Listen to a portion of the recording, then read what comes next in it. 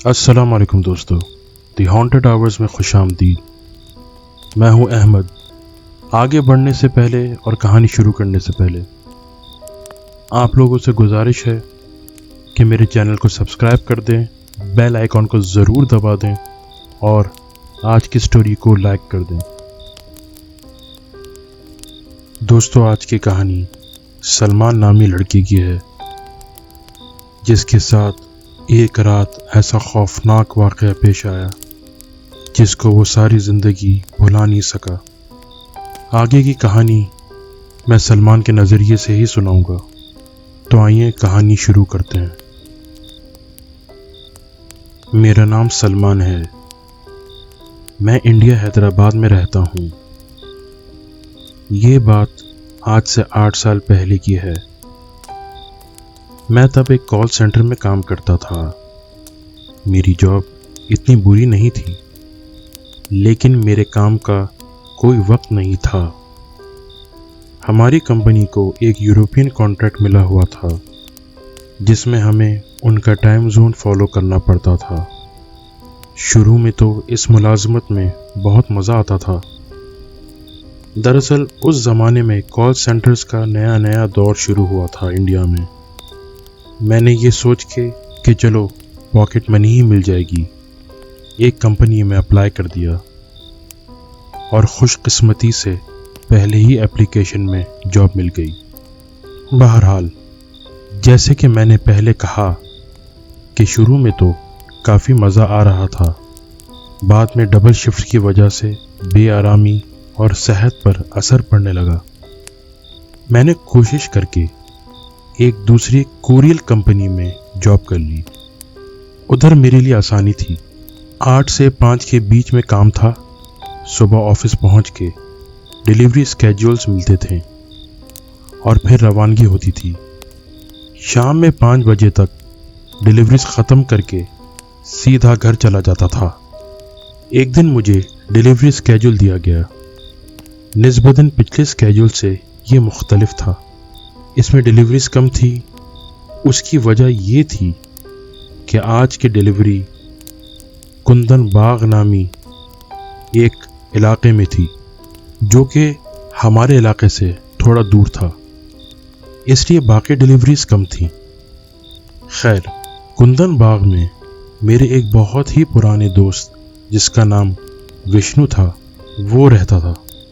मैंने सोचा अब जब मैं उस तरफ जा ही रहा हूँ तो उससे मिले काफ़ी वक्त भी हो गया है, क्यों ना अपना काम ख़त्म करके उसे मिलकर आऊँ। मैंने अपना काम ख़त्म किया, सारी डिलीवरीज मुकम्मल की और अपने दोस्त के घर पहुँचा। मैं बताता चलूँ, मेरे पास उसका कोई नंबर भी नहीं था। उसे मिले काफ़ी वक्त गुजर गया था, लेकिन मुझे उसका घर कुछ कुछ याद था। खैर, मैं पूछते पुछाते जैसे तैसे उसके घर रात 8 बजे तक पहुंच गया। घर की बेल बजाई तो अंकल ने दरवाज़ा खोला। मैं उन्हें फौरन पहचान गया। वो विष्णु के पिता थे। हेलो अंकल, कैसे हैं आप? पहचाना? मैं सलमान, मैंने बहुत खुश मिजाजी से कहा। सलमान, उन्होंने याद करते हुए कहा। हाँ, याद आ गया। कैसे हो बेटा? उन्होंने मुस्कुराते हुए कहा, लेकिन उनकी आंखों में मैंने एक अजीब सी उदासी देखी। मैंने पूछा, विष्णु किधर है अंकल? उसे मिलने आया हूँ बेटा, वो घर पे है, मगर मैंने एकदम कहा, क्या हुआ अंकल, कोई मुश्किल है? उन्होंने अपने पीछे देखते हुए जैसे ये देख रहे हों कि उनको कोई सुन तो नहीं रहा, फिर मेरी तरफ मुतवज्जा हुए। कहा, बेटा बाहर चलो, मुझे कुछ बताना है। मैं काफ़ी परेशान हुआ।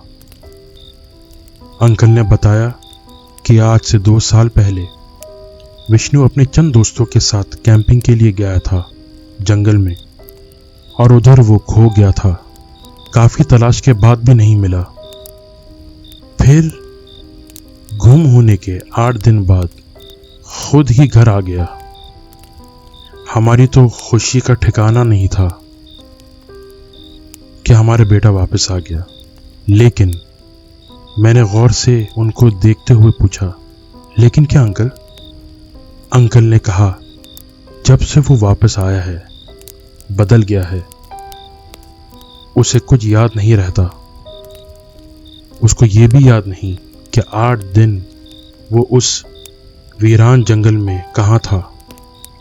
मुश्किल ये नहीं है कि उसे याद नहीं, मुश्किल ये है कि वो हर वक्त किसी से तन्हाई में बात करता रहता है। कहता है, मेरे साथ एक लड़की है जो मुझे बहुत चाहती है, उसका नाम अश्वी है। एक रात मैं उसके कमरे में चला गया बिना दरवाज़ा खटखटाए। मैंने देखा कि विष्णु दीवार के कोने में खड़ा किसी से बातें कर रहा है। जब मैंने गौर से देखा तो दीवार के कोने में एक लंबा काला साया था किसी औरत का। ये देख के मैंने फौरन दरवाज़ा बंद कर दिया। मैंने अंकल की बात काटते हुए कहा कि अंकल, अब आगे फिर क्या किया आपने? देखो बेटा, उस रात के बाद मैं बहुत डर गया था और आज पूरे 6 महीने गुजर गए हैं और विष्णु की हालत में कोई बदलाव नहीं है। मैंने फिर कहा, अंकल, मैं आपकी क्या मदद कर सकता हूं इस मामले में? क्या इस वक्त उससे मिलना ठीक है? मैंने फिक्र करते हुए कहा। अंकल ने मुझे बताया कि उस रात के बाद से वो इतना डर गए थे। उन्होंने काफ़ी इस बारे में सोचा तो उन्हें समझ आया कि ये मामला कोई आम मामला नहीं है, ये कोई भूत प्रेत का मामला है। अंकल ने मेरी तरफ देखा और बिल्कुल मदद मांगने की हालत में मुझसे कहा, हाँ बेटा, इधर एक बहुत बड़े साधु हैं। उन्होंने आके विष्णु को देखा था और कहा कि इसके साथ एक छलावा यानी चुड़ैल का साया है जो इसको किसी कीमत पे छोड़ने को तैयार नहीं है। अगर ये मालूम चल जाए कि ये छलावा किधर से विष्णु के पीछे आया तो मैं कुछ कर सकता हूं। बेटा, तुम सिर्फ इतना करो कि विष्णु से मिलो और बातों बातों में किसी तरह ये पता लगा लो कि आखिर ये शैतानी साया इस पे कहाँ से चढ़ा था। मैंने सर झुका के कुछ देर सोचा कि आखिर है तो दोस्त ही। अगर उसकी मदद मैंने ना की तो हो सकता है उसकी जान चली जाए। अब मैं पीछे नहीं हट सकता था। मैंने सर उठाया, लंबी सांस ली और कहा, ज़रूर अंकल, मैं कोशिश करता हूँ। वैसे मैं आपको बताता चलूँ कि मैं भूत प्रेत पे और जिन्नात पे यकीन रखता हूँ, मगर मुझे इनसे डर नहीं लगता क्योंकि मैंने आज तक खुद इन्हें नहीं देखा। लेकिन जब सारे मज़हबों में ये बात है और इतनी दुनिया मानती है तो उसमें कोई ना कोई हकीकत तो होगी। खैर, अंकल ने विष्णु को बुलाया। मैं उससे देख के हैरान रह गया। वो शक्ल सूरत से और हालत से बिल्कुल नॉर्मल नज़र आ रहा था। बहुत खुश होके मिला मुझसे, इधर उधर की चंद बातें की और फिर मैंने किसी बहाने उसे कहा, यार चल बाहर चलते हैं, चाय शाय पीते हैं। ये बोलते ही उसकी शक्ल बदल गई और उसने अपने कमरे के दरवाजे की तरफ देखा जो कि मेरे दाएं जानिब था। उधर कोई नहीं नजर आ रहा था, मगर विष्णु ने चंद सेकंड उधर देखा जैसे किसी से बात कर रहा हो और इजाज़त ले रहा हो, और फिर मुझे देख के कहा, हाँ हाँ चलो। अब रात के कुछ करीबन 10:30 बज रहे थे। विष्णु मेरे साथ मेरी गाड़ी में था और पता नहीं क्यों अचानक वो काफ़ी देर से खामोश बैठा हुआ था। मुझे उसमें कुछ बदलाव नज़र आ रहा था। हमने चाय के ढाबे पे गाड़ी रोकी। चाय पीते हुए मैंने उससे पूछा, यार एक बात पूछूं, बुरा तो नहीं मानोगे? मैंने धीमी सी आवाज में कहा, घबराते हुए। उसने मुस्कुराते हुए कहा, नहीं यार, पूछो। यार सुना है तू जंगल में खो गया था और 8 दिन बाद आया।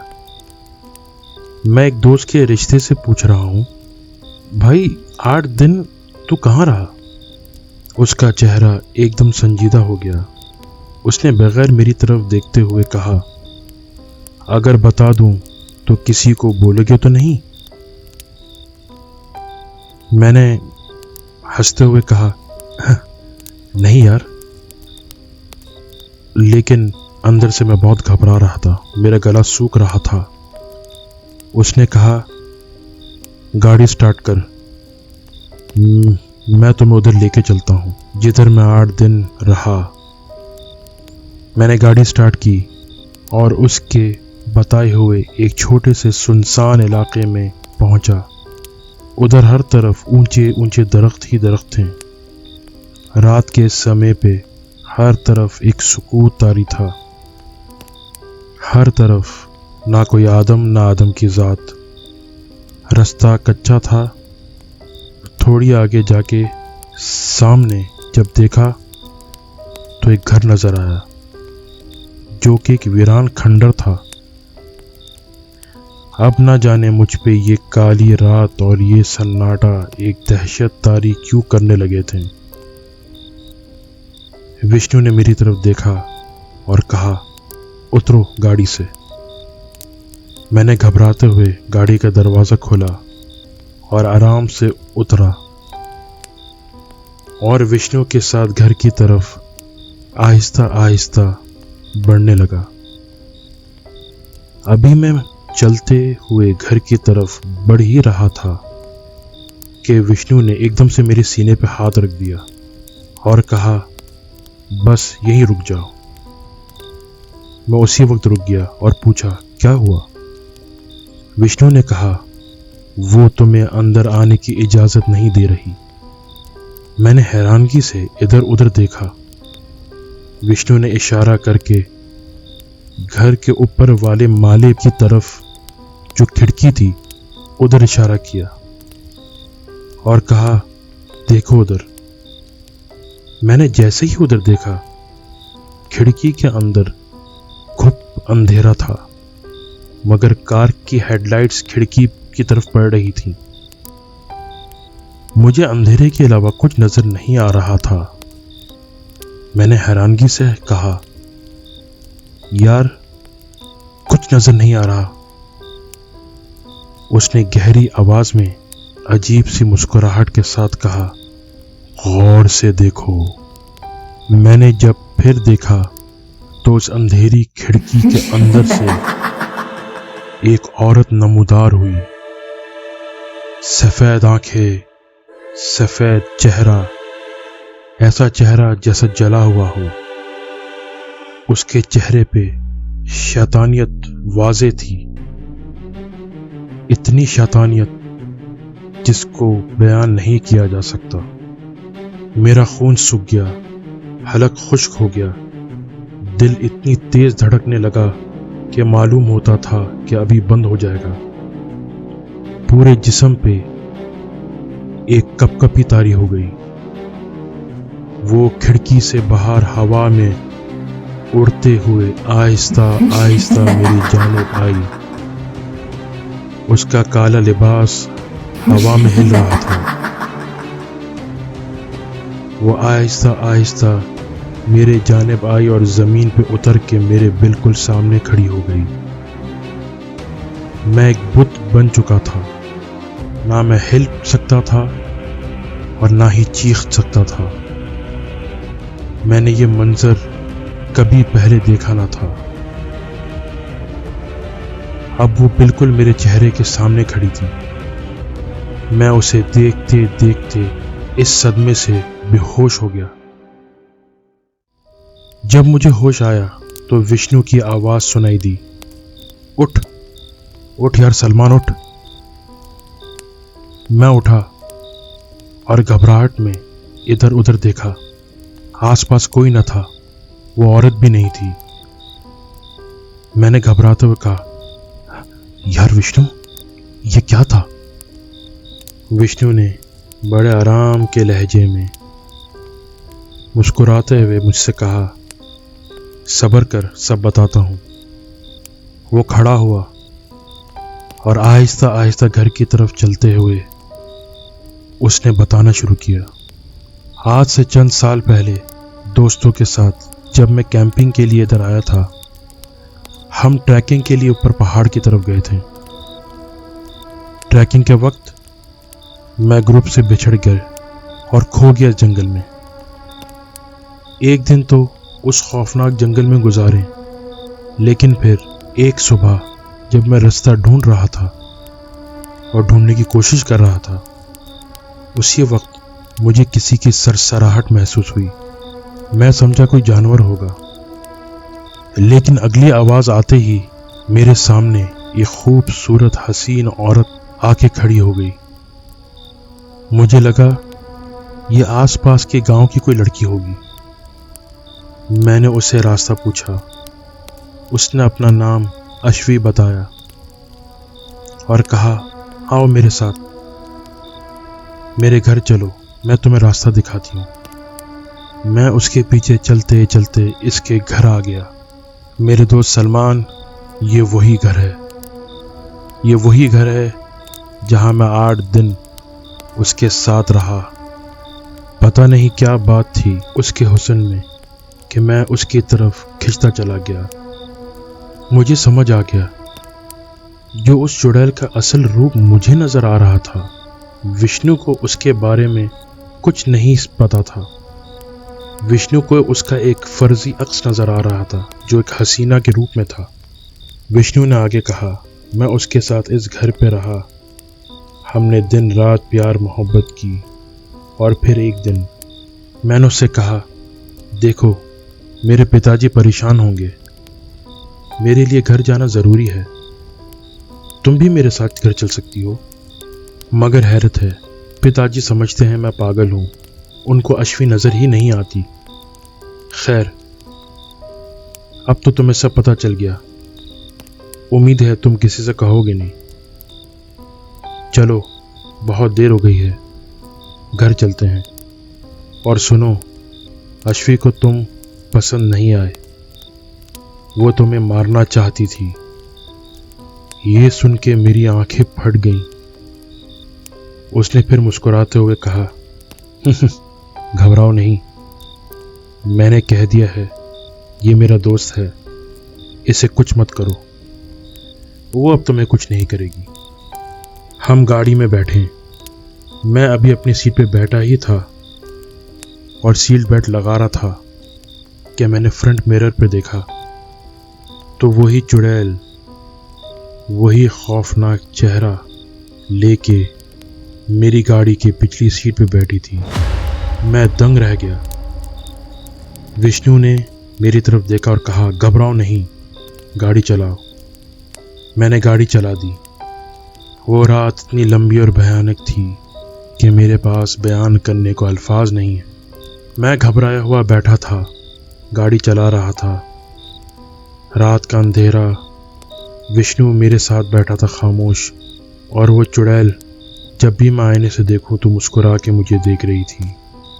अब गाड़ी बढ़ती जा रही थी और अचानक से उस चुड़ैल ने अपने हाथ आहिस्ता आहिस्ता लंबे नाखूनों के साथ मेरी गर्दन पर रख दिए, जैसे वो मेरी जान लेना चाह रही हो।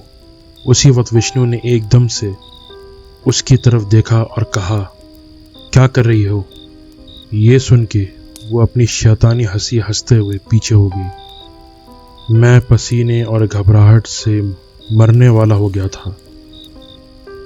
अब हम विष्णु के घर पे पहुंच चुके थे। विष्णु गाड़ी से उतरा और मैं उसको सिर्फ खामोशी से देखता रहा। उसने मेरी तरफ मुस्कुराते हुए देखा और अलविदा कहता घर की तरफ चल दिया, और मैंने देखा वो शैतानी साया भी उसके साथ ही चलते हुए चला गया। मैंने सुख का सांस लिया और गाड़ी जितनी तेज चला सकता था चलाई और घर पहुंचा। कैसे पहुंचा ये बताना मुमकिन नहीं है। सुबह उठा और सोचा आज के बाद अब मैं विष्णु से कभी नहीं मिलूंगा। मगर फिर ख्याल आया कि वो दोस्ती ही क्या जो एक शैतानी चुड़ैल के खौफ से पीछे हट जाए।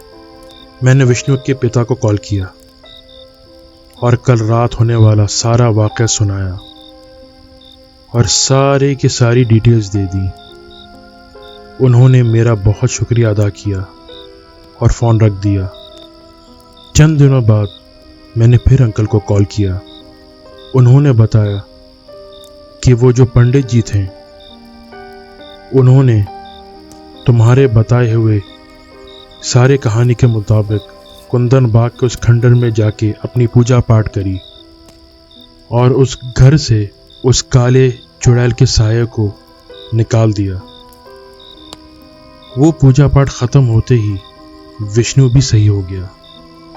बेटा बहुत शुक्रिया तुम्हारा, सब तुम्हारी वजह से हुआ है। मैं ये सुनकर बहुत खुश हो गया कि चलो मैं अपने दोस्त के किसी काम तो आया। आज विष्णु बिल्कुल ठीक है, खुश है। हमारी दोस्ती वैसे ही सलामत है और मैं उससे मिलता भी हूँ।